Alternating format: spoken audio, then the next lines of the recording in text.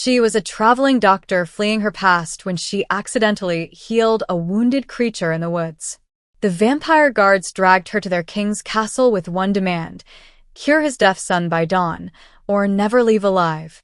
What she pulled from her bag that night wasn't medicine. It was something impossible that made the castle walls glow, and the feared vampire king drop to his knees. The scream echoed through the castle walls, but Prince Kale heard nothing. Draven watched his son sit motionless in the center of the ritual chamber, surrounded by 7 hooded healers chanting words that should have split the air with power. Candles flickered. Incense smoke twisted into ancient symbols. The healers' voices rose to a crescendo that made the stone floor vibrate. Kale simply stared at his hands, oblivious. Enough! Draven's voice cut through the noise like a blade through silk. The chanting stopped instantly. Get out. All of you. The head healer, an ancient vampire named Soren, stepped forward, his face pale. Your Majesty, one more attempt. You've had 12 attempts. Draven's eyes flashed red in the torchlight. 12 failures. My son grows weaker with each ritual, not stronger. Look at him. They all turned. Kale's skin, normally pale like moonlight, had taken on a grayish tint. Dark circles shadowed his eyes. The 10-year-old boy looked fragile, breakable, everything a vampire prince should never be. The curse runs deep, Soren whispered. Without the ability to hear the blood song, without voice and sound, he cannot awaken his power. He will never. Choose your next words carefully. Draven's hand moved to the sword at his hip. Soren bowed quickly and backed away. The other healers followed, their robes rustling as they hurried from the chamber. Only when the heavy door slammed shut did Draven allow his shoulders to sag. He crossed the room and knelt beside his son. Kale looked up at him with those bright, intelligent eyes that understood too much. The boy reached out and touched his father's face, feeling the tension in his jaw. Kale's hands moved in the simple gestures they developed together. Failed again. Draven nodded, not trusting himself to speak. What good were words to a child who couldn't hear them? In the kingdom of Volmir, sound was everything. Vampires commanded through voice, hunted by echolocation, and wove their magic through ancient songs passed down through bloodlines. The blood song wasn't just power, it was identity, history, the very soul of their kind. And Kale had been born without the ability to hear any of it. The court called him cursed. An omen of dark times. Some whispered that Draven should name another heir, that a silent prince would bring the kingdom to ruin. 3 of his advisors had disappeared after making that suggestion too loudly, but Draven knew the whispers continued. They didn't understand. Kale wasn't cursed. He was trapped. Draven had watched his son press his hands against the castle walls when other vampires sang, trying to understand what he was missing. He'd seen Kale's face light up when he discovered he could feel vibrations through the floor, then crumble when he realized it wasn't the same. The boy's silence wasn't peaceful, it was a prison. And Draven, for all his power, couldn't break him free. A sharp knock interrupted his thoughts. Draven rose, his expression hardening back into the cold mask he wore for the court. Enter. His captain of the guard, Marcus, stepped inside. Your Majesty, the healers are gathering in the council room. They claim. Let them claim what they want. Draven moved toward the window, where moonlight spilled across the floor. I'm done with their rituals. There's something else, Marcus hesitated. We found a human in the lower village. A woman. She was tending to one of our scouts, the one injured in last week's hunt. She healed him. Draven turned slowly. Healed him how? Set his wing properly. Used medicines we've never seen. The scout says he would have died if she hadn't found him. Marcus shifted his weight. She claims to be a doctor. A traveling healer. She has a young daughter with her, maybe 6 years old. They were seeking refuge when they found our scout in bat form. A human doctor, Draven's lip curled. And what does she want in return for this kindness? Gold? Safe passage? A favor from the vampire king? She doesn't know who we are. She thinks we're just A village of night workers, Marcus almost smiled. She asked if we had any rooms to rent, and if the local lord was hiring physicians. Despite everything, Draven felt a flicker of curiosity. A human who helped a wounded bat without knowing it was a vampire scout. A doctor who wandered into vampire territory with a small child, seeking work instead of fleeing. Either remarkably brave or remarkably foolish. Bring her to the castle, Draven said. Tonight. Marcus blinked. Your Majesty? You heard me. Draven looked back at his son, who had curled up on the floor, exhausted from the failed ritual. If she can heal a shattered wing bone, perhaps she can do what our healers cannot. She has until dawn to examine the prince. And if she fails, Draven's expression went cold. Then she leaves before sunrise, with enough gold to ensure her silence. But Marcus, he met his captain's eyes. If she succeeds where my own people have failed, I will owe a debt to a human. And that old friend would change everything. Marcus bowed and left quickly. Draven returned to Kale and gathered the sleeping boy into his arms. As he carried his son to bed, he felt the steady rhythm of Kale's heartbeat against his chest. Strong. Clear. Like a drum that no one else could hear. Outside, thunder rumbled in the distance. The castle guards opened the gates. And Dr. Mira, clutching her daughter's hand and a worn leather bag of medical supplies, stepped into Volmir for the first time, completely unaware that in her bag, wrapped in cloth, lay an object that would shatter 500 years of darkness. The tuning fork waited. Mira had seen many strange things in her travels, but the castle of Volmir made her skin prickle with unease. The guards who escorted her through the gates moved too quietly. The torches burned with flames that cast no warmth. And the man waiting at the top of the grand staircase, tall, dark-haired, with eyes that seemed to glow faintly in the shadows, radiated danger like heat from a forge. Dr. Mira, his voice was smooth as silk and cold as winter. I am Lord Draven. You helped one of my people. The man with the injured arm, Mira said carefully, though she remembered wings, not arms. Perhaps she'd been more exhausted than she thought. He needed medical attention. Anyone would have done the same. Would they? Draven descended the stairs with inhuman grace. You're far from any major city, traveling alone with a child. What brings a human doctor to these remote mountains? So he knew she was human. Myra's pulse quickened, but she kept her voice steady. My daughter needed a fresh start. I needed work. Your village seemed quiet. It is something flickered in Draven's expression, amusement or threat. She couldn't tell. I have a proposition. My son is ill. Our healers have failed. You have 1 hour to examine him and tell me what you find. Do this and you'll have shelter, payment, and my protection. And if I can't help him, then you leave at dawn with gold enough to start elsewhere. He stepped closer. But understand, what you see here tonight, you speak of to no one. Ever. Mira thought of her daughter Lily, sleeping in the village cottage under guard. Thought of the last 3 towns they'd fled, each time because someone discovered she was alone, unprotected. Whatever secrets this lord kept, she'd kept bigger ones. Show me the boy. Draven led her through winding corridors lit by those strange, heatless flames. They passed tapestries showing battles between creatures with fangs and wings. Servants who stopped and bowed so low their foreheads touched the floor. A great hall where a gathering of pale nobles fell silent as they walked by. Vampires. The word whispered through her mind. The old stories her father had told. She dismissed them as folklore, but now. Draven pushed open a door to a bedroom that would have fit her entire village cottage inside it. On the bed lay a small boy with hair as black as midnight and skin like porcelain. He didn't stir when they entered. His name is Kale, Draven said quietly. He was born 10 years ago, and he has never heard a single sound. Mira approached the bed, her doctor's instincts overriding her fear.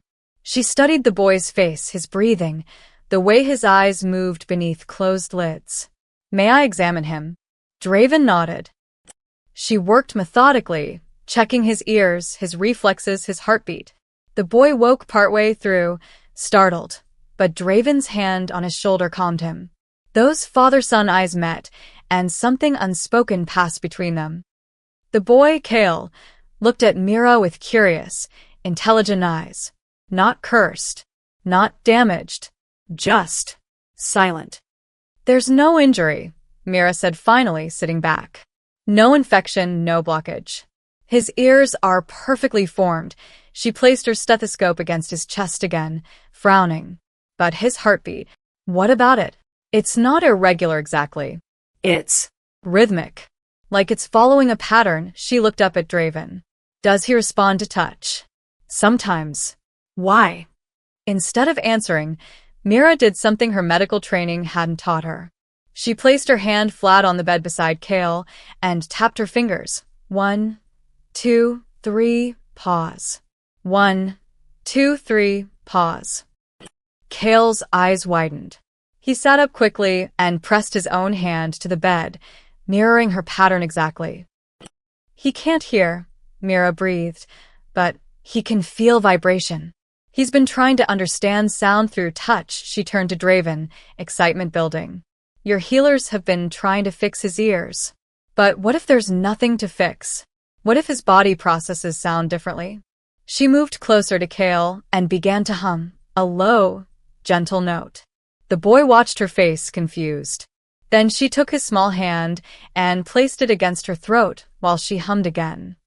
Kale's expression transformed. His eyes went wide with wonder, and for the first time since Mira had entered, he smiled.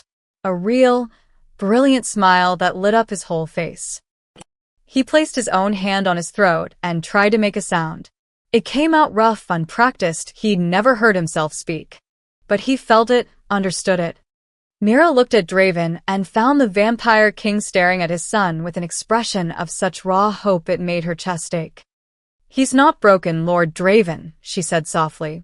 He's just speaking a language no one has learned to hear. Draven's hand trembled slightly as he reached toward his son. Can you teach him? I can try, Mira paused.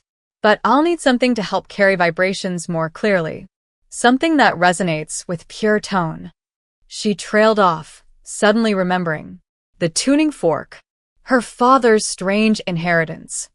I might have something, she said slowly. In my bag. But. Get it? Draven's voice was sharp with sudden intensity. Now. Mira hurried to where she'd left her belongings. Her hands closed around the cloth-wrapped fork, and the moment she touched it, she could have sworn she felt it hum.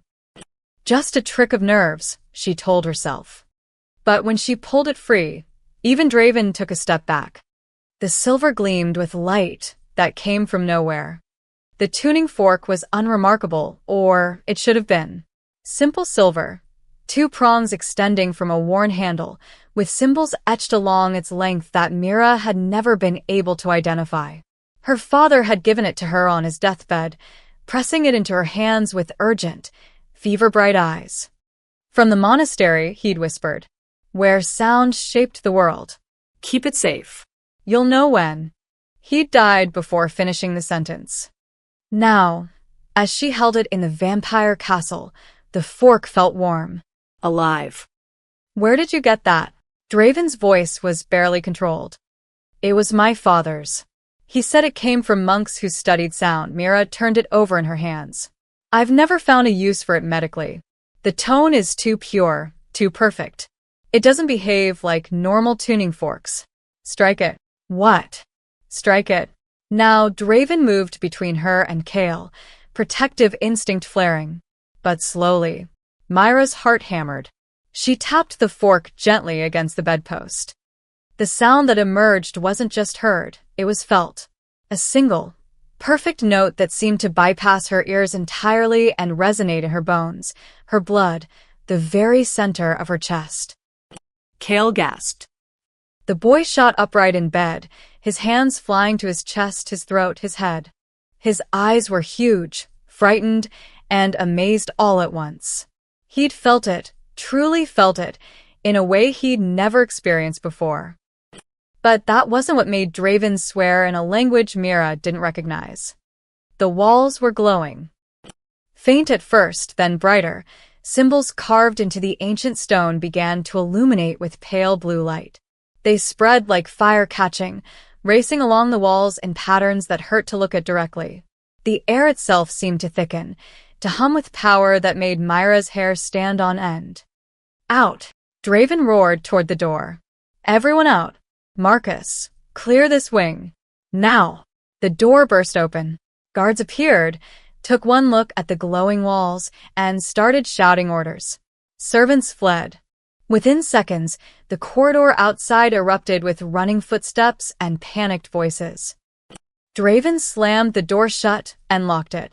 When he turned back, his eyes were fully red, fangs visible, no longer hiding what he was. You brought a resonance key into my castle. His voice was deadly quiet. Do you have any idea what that is? No. Mira clutched the fork tighter, positioning herself between the vampire and Kale without thinking. My father never. He just said to keep it safe. Your father was either incredibly wise or incredibly foolish. Draven stalked closer, and Mira saw the war in his expression, fury and something else. Desperate curiosity. That fork is tuned to the frequency of vampire stone. This castle is built from it.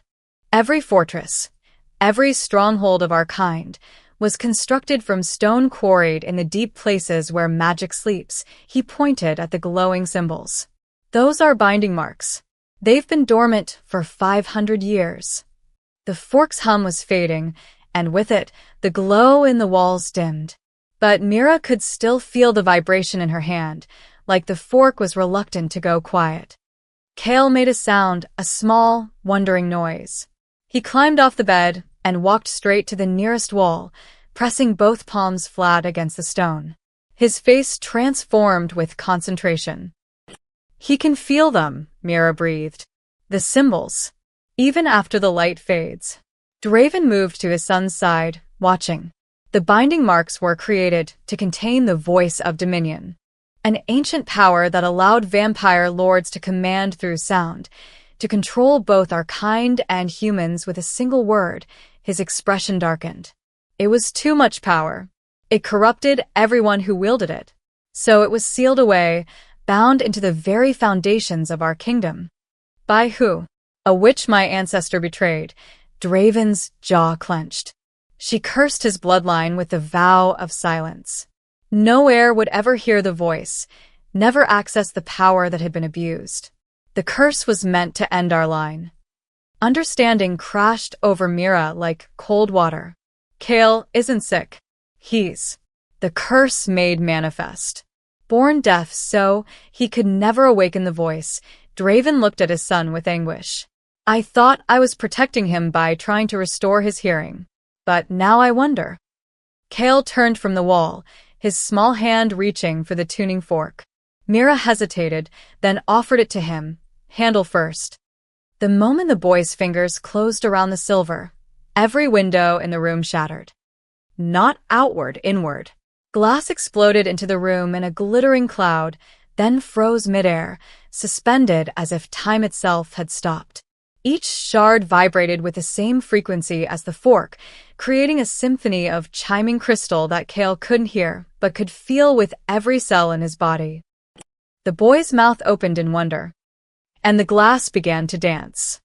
It spiraled through the air in patterns that matched the symbols on the walls, ancient, deliberate, beautiful. A language written in light and sound and broken things made whole again. Dear gods, Draven whispered. He's not cursed. He's the key. The glass settled gently to the floor, harmless. Kale looked up at his father and smiled. Then he signed something simple with his free hand. More. Mira watched Draven's face cycle through fear, wonder, and finally, determination. No, the Vampire King said. Not yet. Not until we understand what this means. But Mira saw the truth in his eyes. They'd crossed a threshold. Whatever happened next would change everything. She just hoped they'd survive it. Draven sent for wine, human wine, which surprised Mira. He poured 2 glasses with hands that shook almost imperceptibly, then dismissed the servant with a curt gesture. Sit, he said. It wasn't a request. Mira sat, watching as Kale explored the room with a tuning fork, tapping it against different surfaces, fascinated by how each material felt different against his skin. The boy was methodical, scientific even. He reminded her of herself at that age. 537 years ago, Draven began, staring into his untouched wine. My ancestor, King Theron, ruled Volmir with absolute power. He possessed the voice of dominion, the ability to speak commands that reality itself had to obey. Make a human love you. Force a vampire to walk into sunlight. Start wars with a whisper. Mira sipped her wine, though her hand trembled. That's not power. That's slavery. Exactly, Draven's smile was bitter. But power has a way of blinding those who hold it. Theron fell in love with a witch named Isadora. She was immune to the voice, the only person who could tell him no. Perhaps that's why he wanted her so badly. What did he do? He used the voice on her sister. Commanded her to walk off a cliff. Draven's eyes went distant. To prove he could. To show Isadora that nothing in the world was beyond his reach. Myra's stomach turned. And the curse. Isadora's revenge was perfect. She couldn't destroy the voice. It was woven too deeply into our bloodline. So instead, she ensured no heir of Theron's blood would ever hear it. He finally looked at Mira. The vow of silence. Every generation, one child is born deaf. Always the firstborn. Always the heir. But you can hear. I'm a second son. My brother Aldrich was the eldest. He was deaf, just like Kale. Draven's voice went flat. The council declared him unfit to rule. They had him quietly killed when he was 15. I took the throne in his place. The room went very cold. They'll do the same to Kale, Mira said quietly. Won't they? They've been patient because he's young. Because I'm still strong enough to intimidate them. Draven set down his glass with careful precision. But yes, eventually they'll force my hand, abdicate and name a cousin heir, or watch my son have an accident. Mira watched Kale crouch beside a bookshelf, the fork pressed against the wood. So you tried to break the curse, to cure his deafness.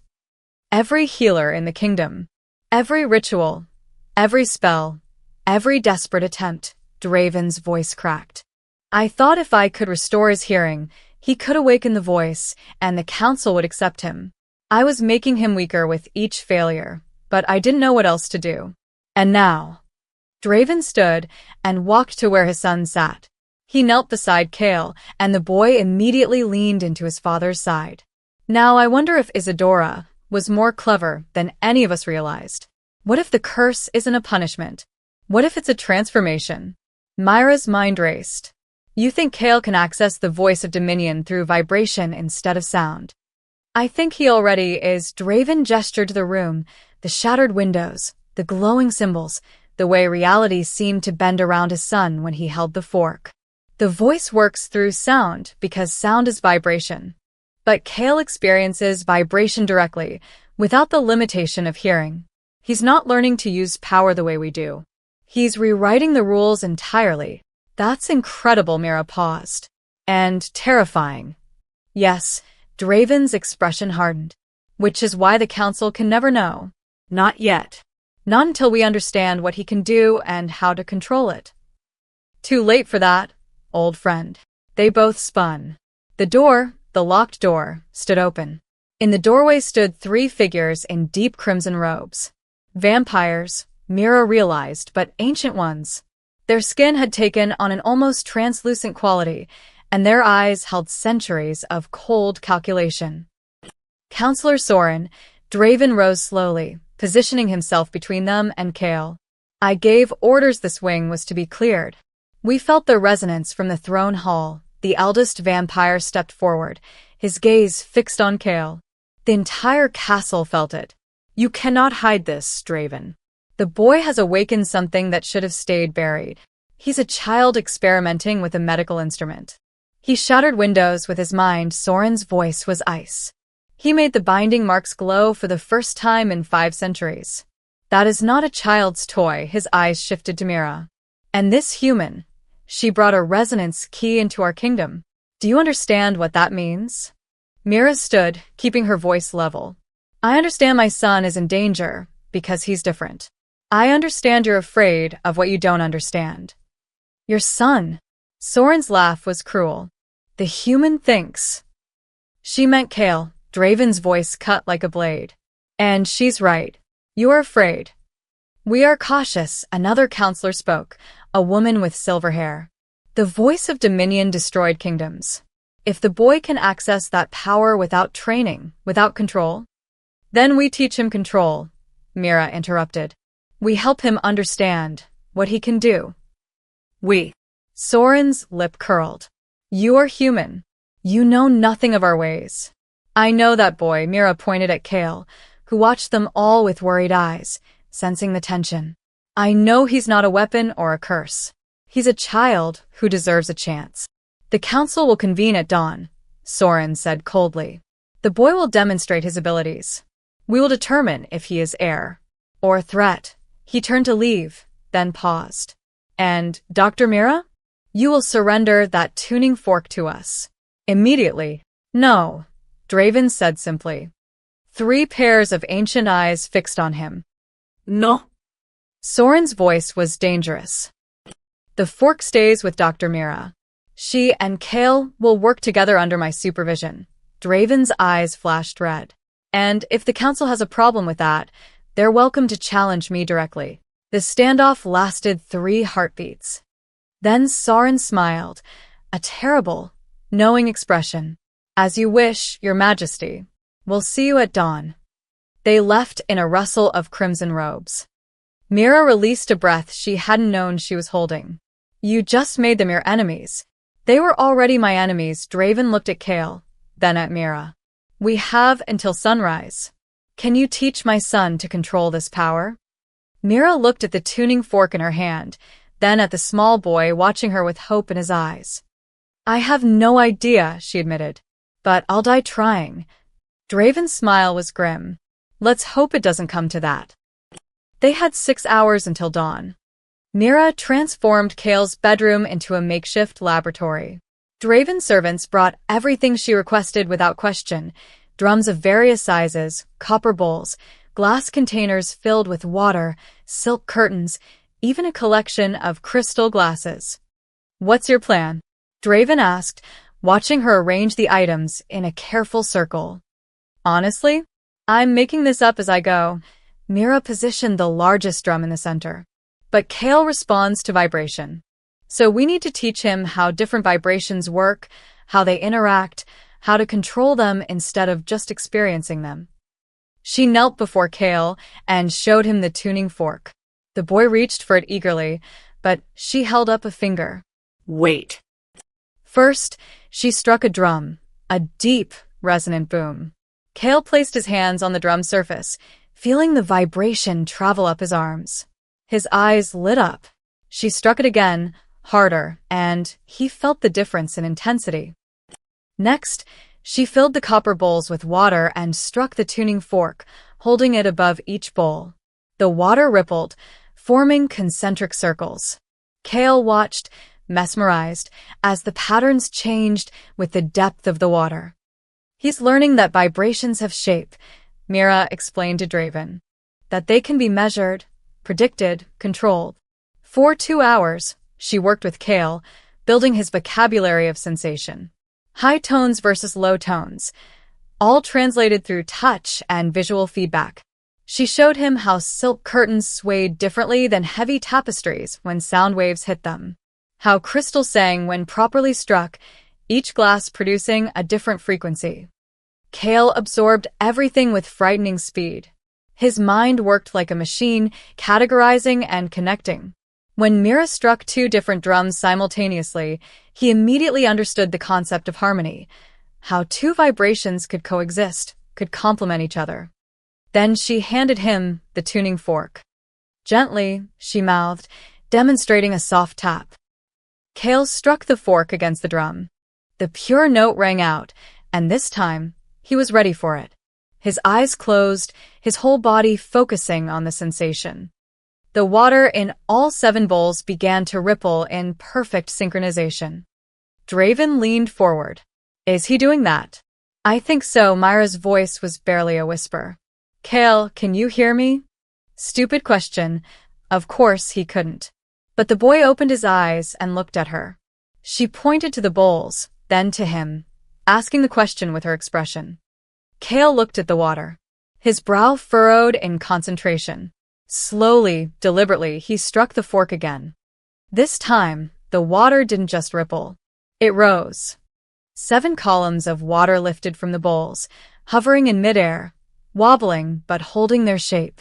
Kale's face showed intense concentration, his small hand gripping the fork so tightly his knuckles were white.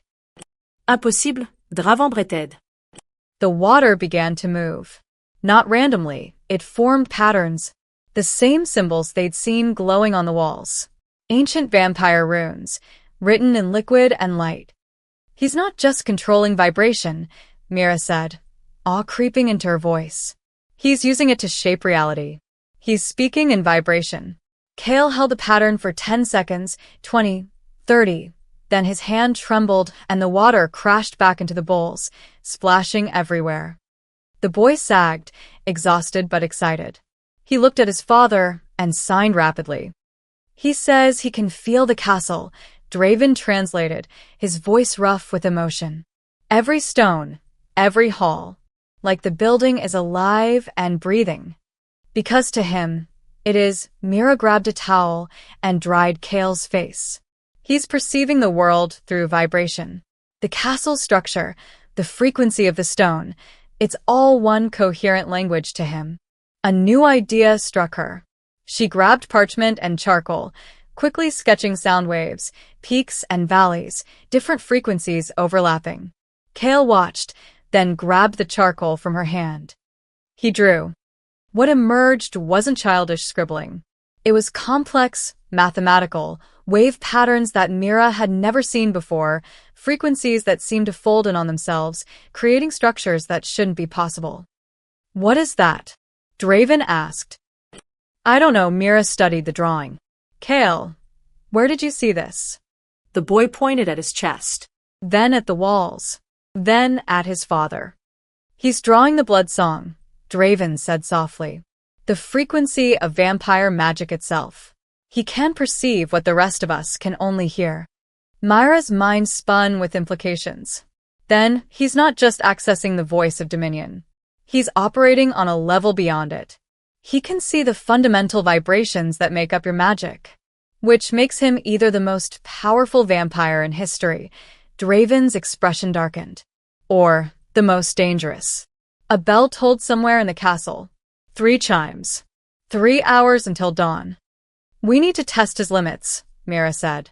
Before the council sees him, we need to know what he can and can't do.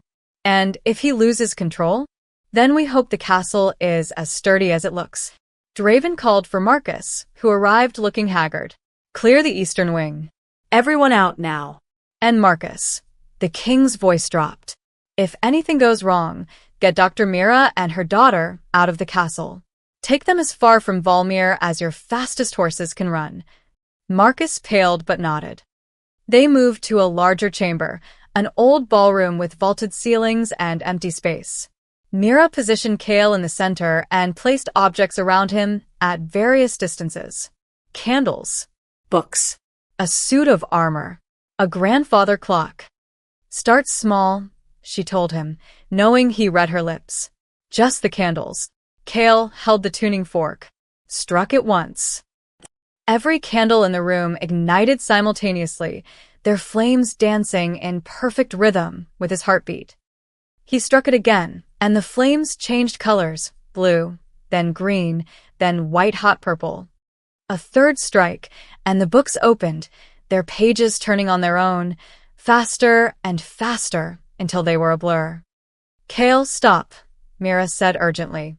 But the boy was lost in wonder. He struck the fork a 4th time. The grandfather clock exploded. Not violently. It simply came apart, every gear and spring separating and floating into the air, still ticking, still keeping time, now a three-dimensional map of clockwork suspended in space. The suit of armor stood up on its own and bowed. Kale. Draven's voice cut through everything. Enough. The boy startled and dropped the fork. Everything crashed to the floor at once. In the sudden silence, Kale looked at his father with tears streaming down his face. Not from fear, from joy.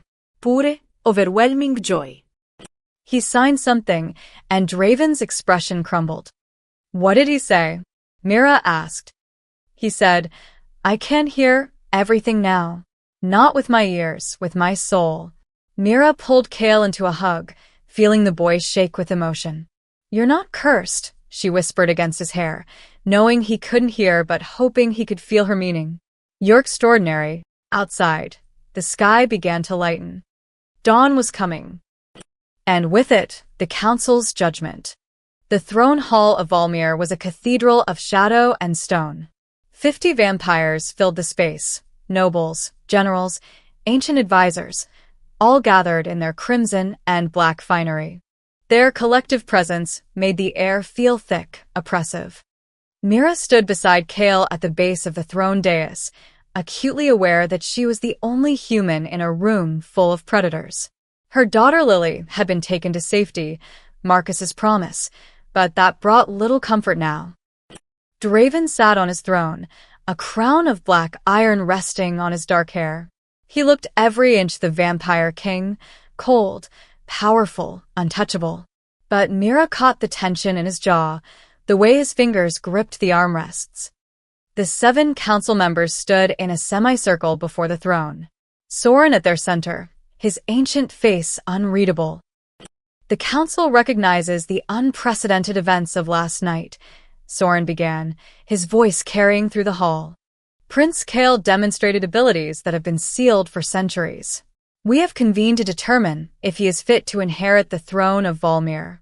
Murmurs rippled through the crowd.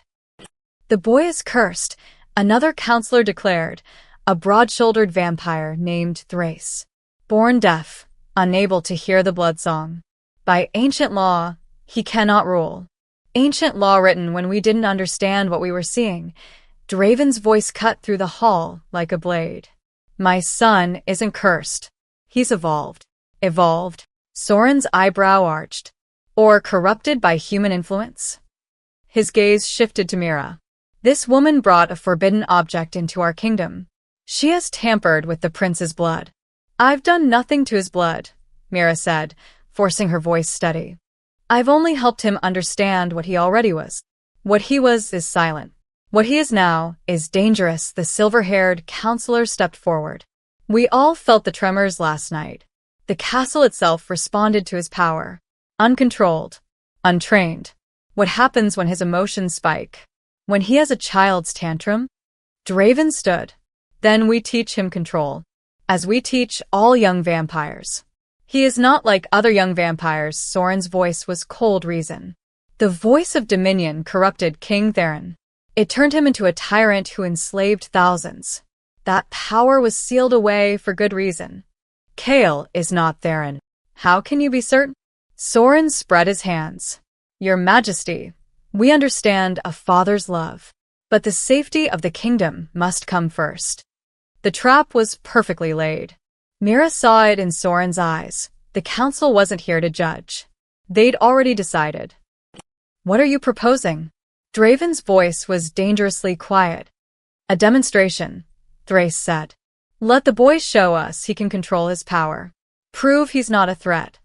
And, if he succeeds, then we will reconsider his claim to the throne. Soren's smile didn't reach his eyes.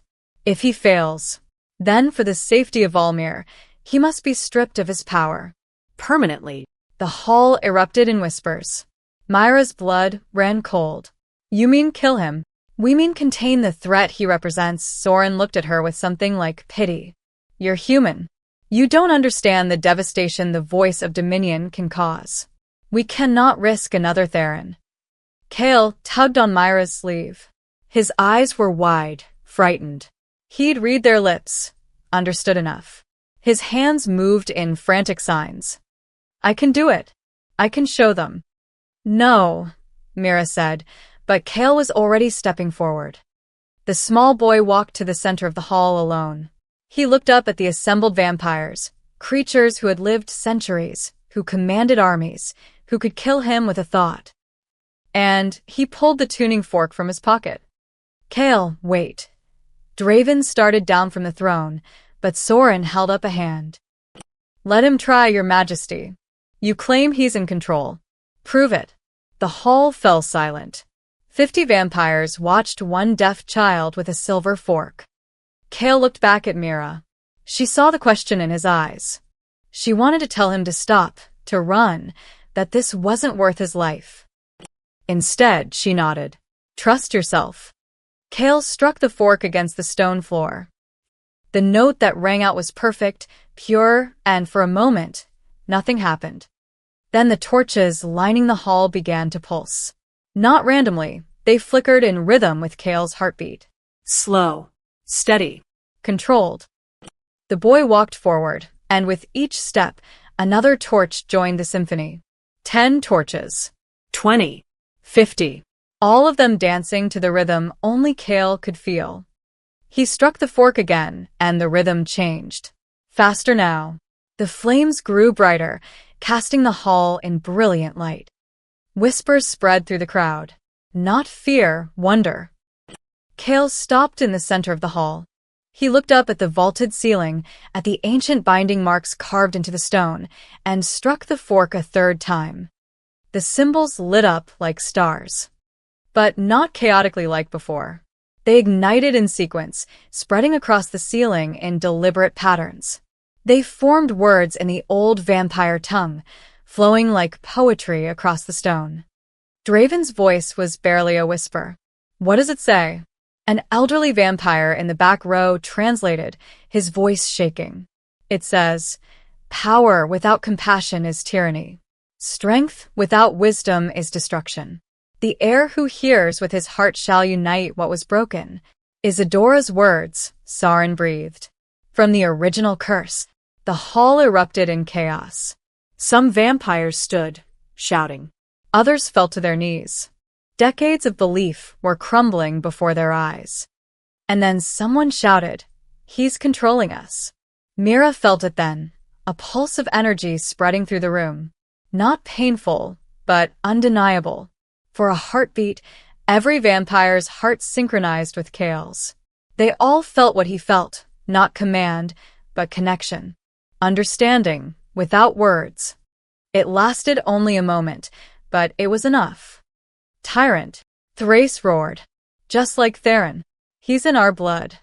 3 council members drew weapons, ancient blades that hummed with their own dark magic. They moved toward Kale within human speed. No. Draven leaped from the throne, but he was too far away. Mira ran, putting herself between the blades and the boy. She wouldn't reach him in time. But Kale wasn't afraid.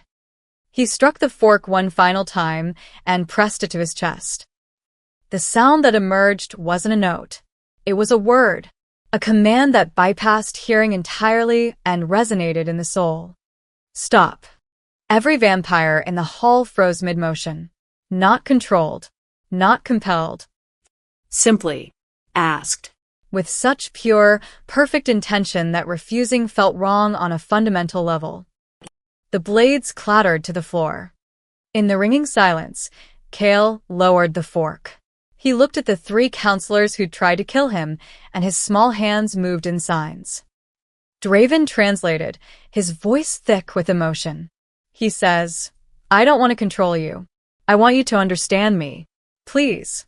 Thrace fell to his knees. What have we done? Soren stood frozen, something like shame crossing his ancient features. The boy. He's not Theron. He's Isidora's answer. He's the heir Volmir needs. Draven's voice rang out. The one who can bridge the gap between power and peace. Who will you follow? The old ways that nearly destroyed us? Or a new path? The hall erupted in sound, vampires dropping to one knee, pledging loyalty. Not to the king alone, but to his son. To the boy who could command with a whisper, but chose to ask with kindness. Mira pulled Kale into her arms, feeling him shake. "It's over," she whispered. "You did it." But as she looked at Soren's face, she saw something that chilled her. The ancient vampire was smiling. "The era of Bloodsong reborn," Soren said quietly, "as it was always meant to be." And Mira realized this had been his plan all along. 3 weeks passed like a dream. Mira woke each morning in rooms that still felt too grand, too vast for a traveling doctor and her daughter. Lily had taken to castle life with a child's easy adaptability, making friends with the servants' children and squealing with delight whenever Kale showed her his latest vibration trick, making flowers bloom faster or causing colored lights to dance in water. But it was Kale's transformation that truly took Myra's breath away. The silent, withdrawn boy she'd first met was gone.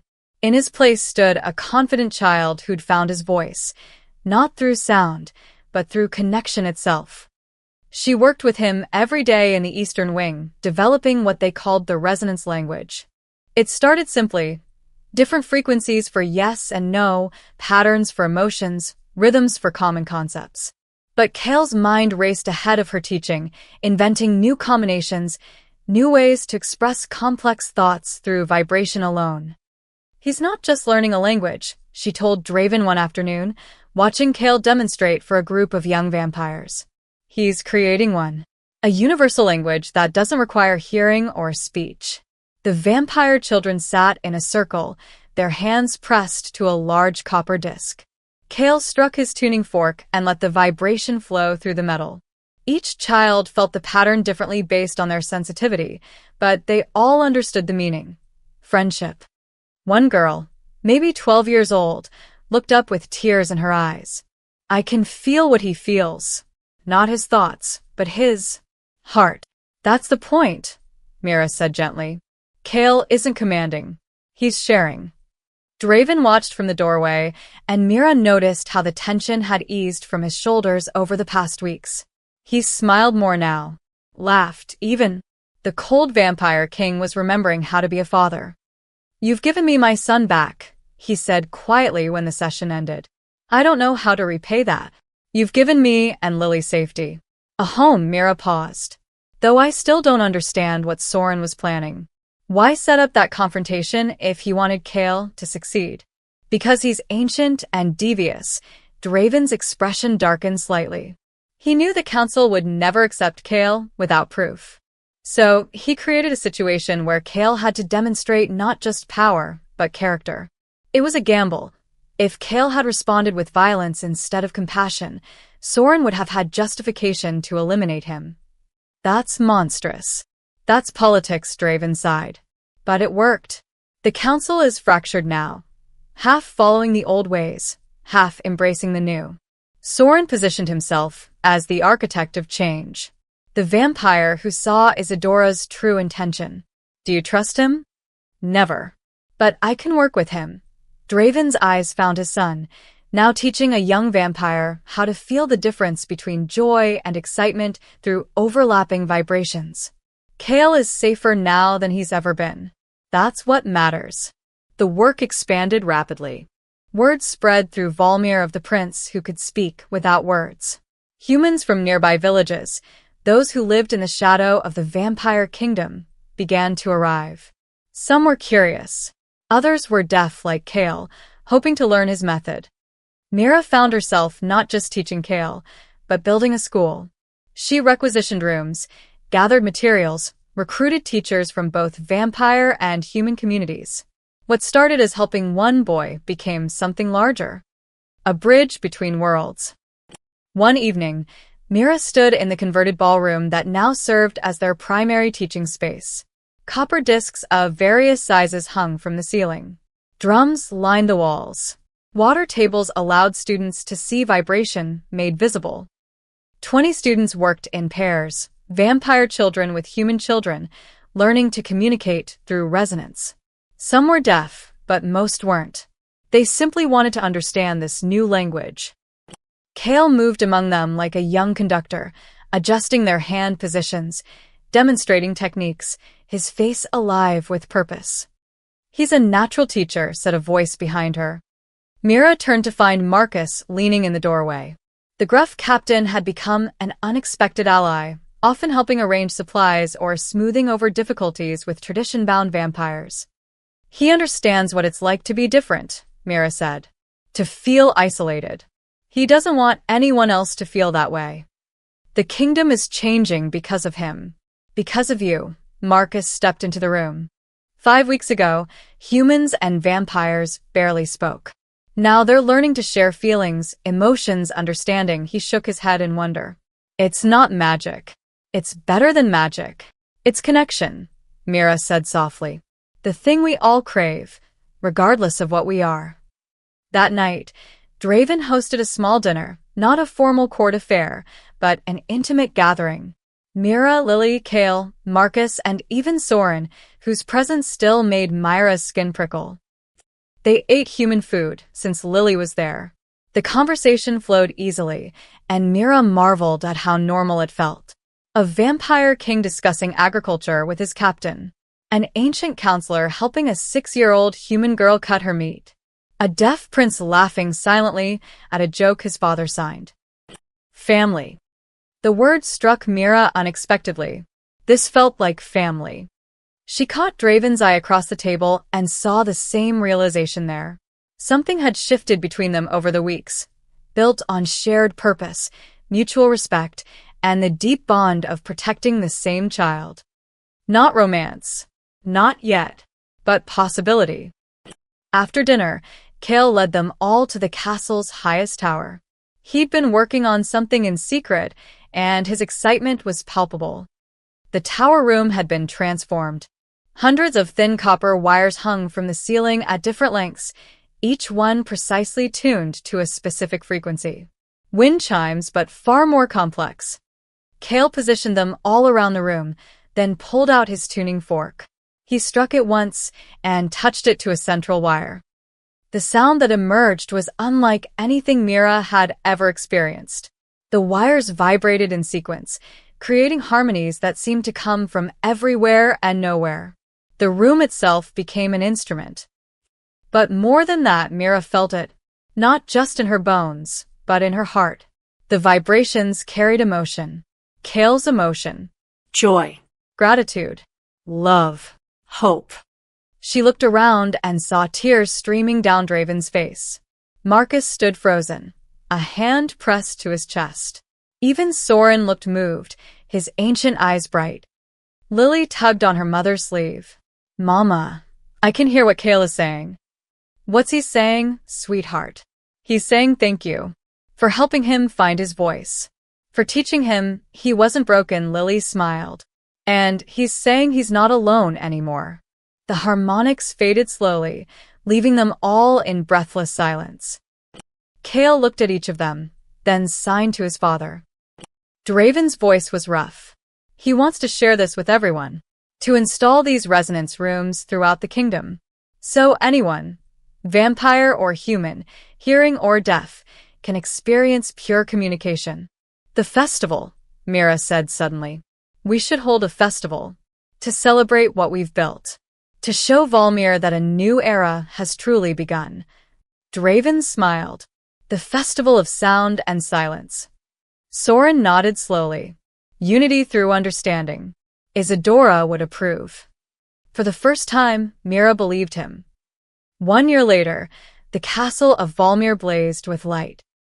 Thousands of lanterns lined the walls, not the cold, flickering torches of old, but warm human lights mixed with vampire magic, creating something entirely new. The courtyard had been transformed into a celebration space where species that had lived in careful separation for centuries now mingled freely. Mira stood at the edge of the grand hall, watching the crowd with a mixture of pride and disbelief. Human merchants traded jokes with vampire nobles. Children of both kinds chased each other through the decorated corridors, shrieking with laughter. Musicians played instruments while deaf performers translated the music into dance, their movements following vibrations only they could feel. Nervous, Draven appeared at her elbow, dressed in formal attire but with a softness in his expression that would have been unthinkable a year ago. Terrified, Mira admitted. What if something goes wrong? Then we handle it.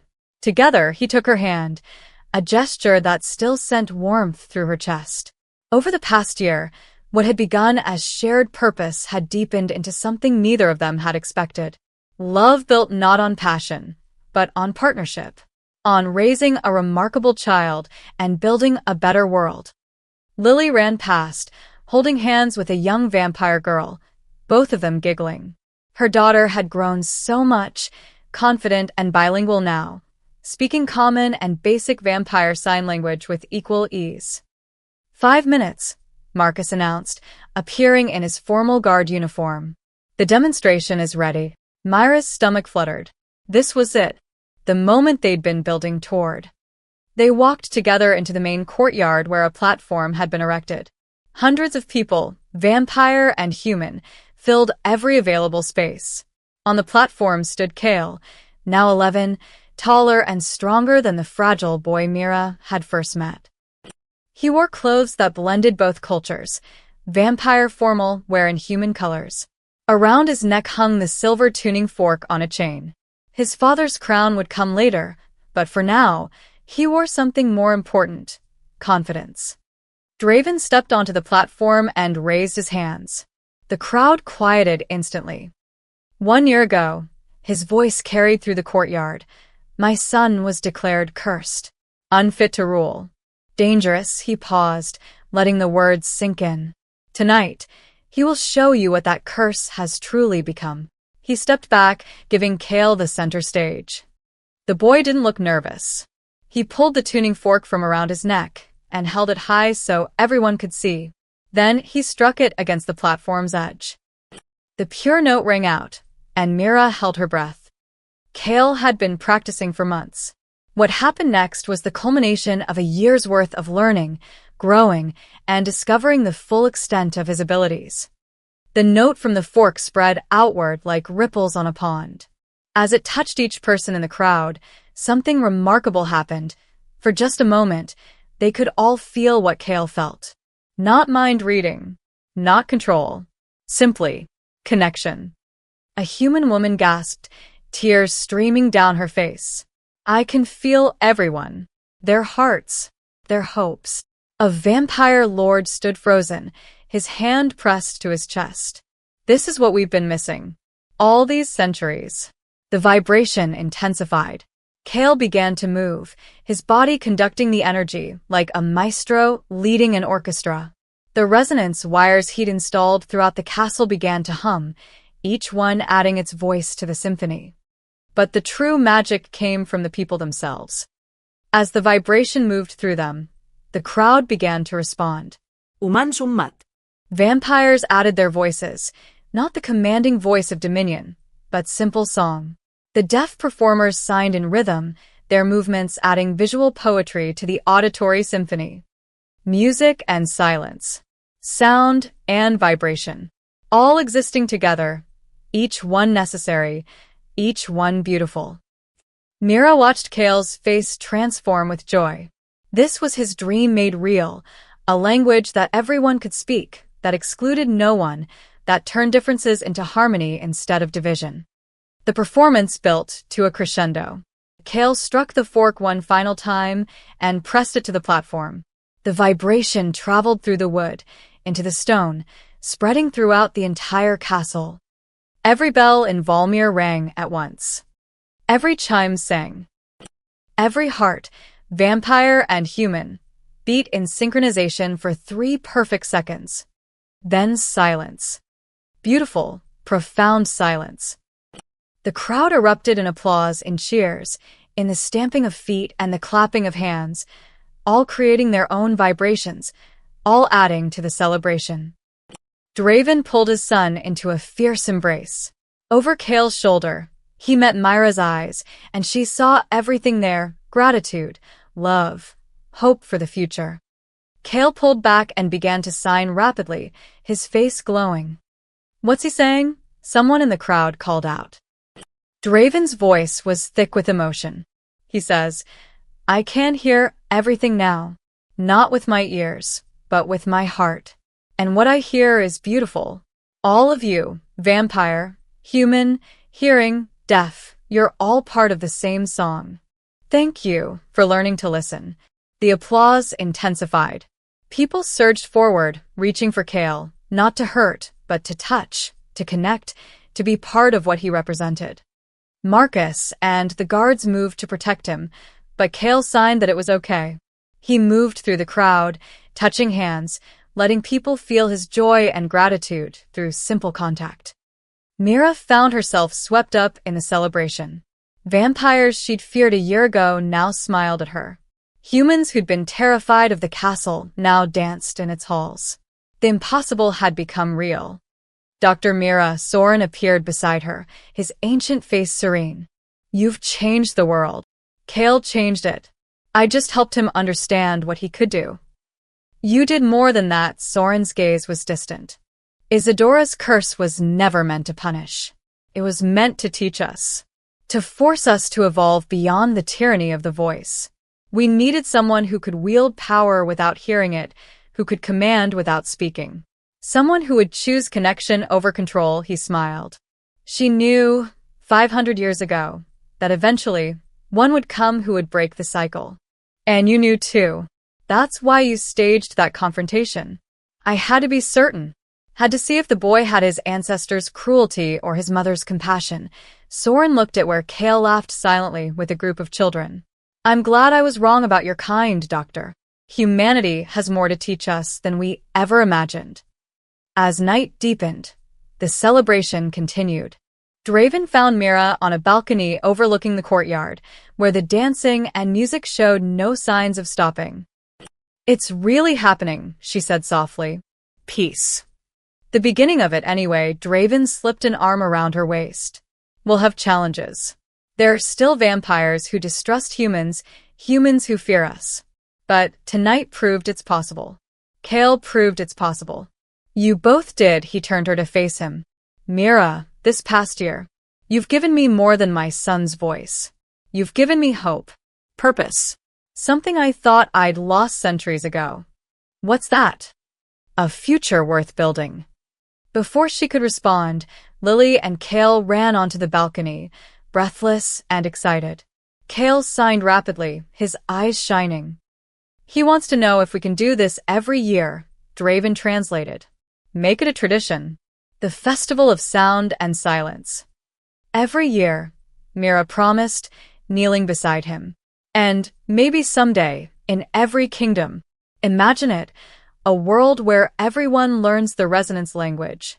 Where deafness isn't a disability, but a different way of experiencing beauty. Where vampires and humans work together instead of apart. Kale threw his arms around her, and she felt his heartbeat against her chest, steady, strong, alive with possibility. Lily joined the embrace, and then Draven, until they stood there together under the stars, a family forged from impossible circumstances.